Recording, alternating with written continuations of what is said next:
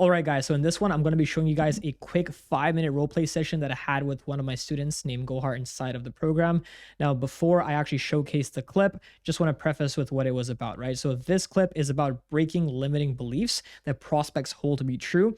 And in sales, guys, if somebody has a limiting belief and you don't break it within the discovery process before you actually pitch them, you're never going to really get the sale. Super quick, just so that you guys can have some context before you actually watch the roleplay session. What Gohar does is he sells a consulting product for a door-to-door education company. They basically teach you how you can sell door-to-door yourself. You can be independent essentially.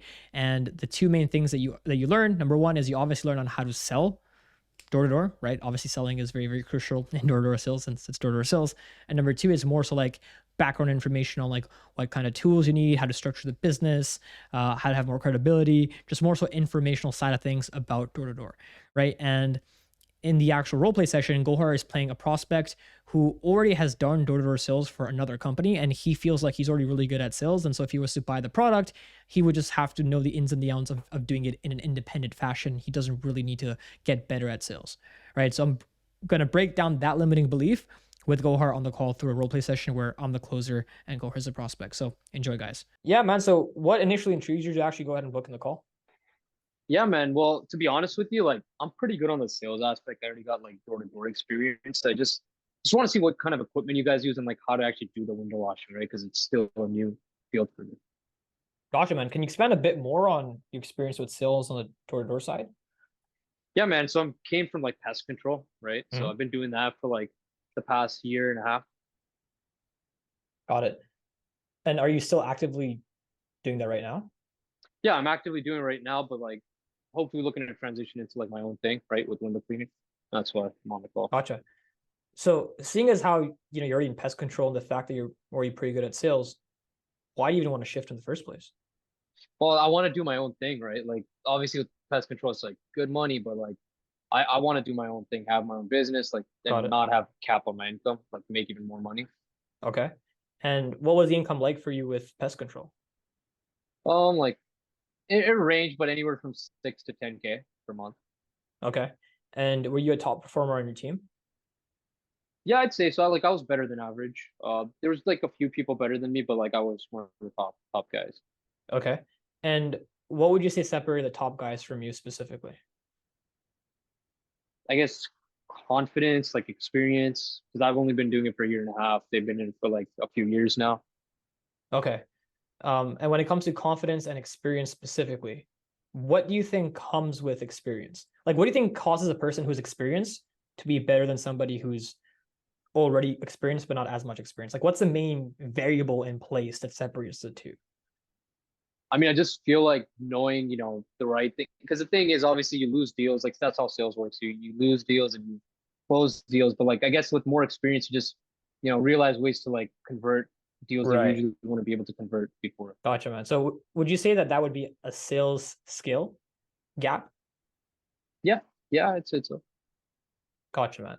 And what was the difference in your income and the top performer on your team? like probably like 3K, 3 to 5K, 5K Three, maybe, yeah, something like that. Yeah, 5K roughly. Okay, got it. So about a yeah, third of your income. yeah, something like that. Got it, man.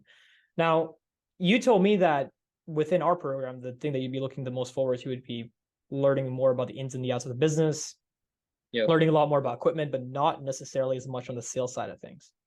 I mean, I could always use some help like on sales. Obviously, it's a new process, but like I don't think I need to focus that much. I think most of it has to go like around like the actual business side of it because Right. I already got like the sales, but like obviously by knocking more doors, like with Hmm. experience, like I'll just get better, right? Like because I already got Gotcha. that background.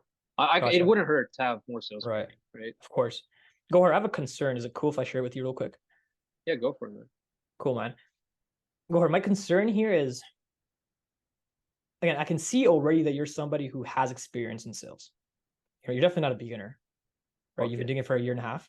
But my concern is that you're coming in with a mindset of you can't really get better. And the reason why I have this concern, man, is because although you earn, 10 grand, which is not bad at all, our students are earning 10, 20, 30 grand. In fact, we have people that had been doing door-to-door sales within 6 months making 30 grand a month. And you tell me this, Gohar. Do you really think that the students that were making 10 grand a month versus the students that were making 30 grand a month was the fact that one of them had more information on the equipment they were using, or do you think it was more so of a question of who had the superior sales skill set? No, of course. Like I'm not doubting that, and I'm sorry if I came off that way, right? Like in terms of not being able to like get better.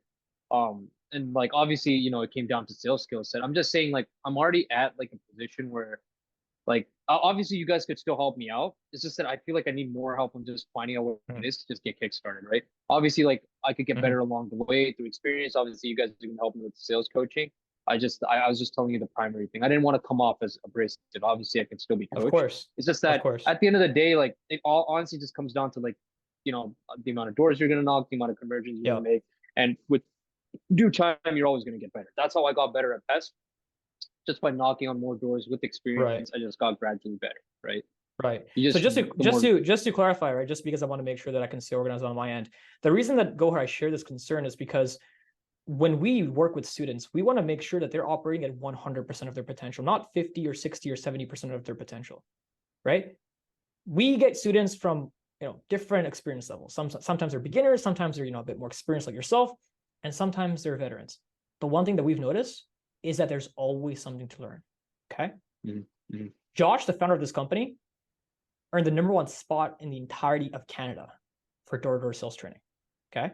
And so what I want to make sure is if we were to work together, your mindset is going to be more so open to learning and getting better on the sales side of things as well. Is that something that you would be open to? Of course, man. I'm always looking to get better.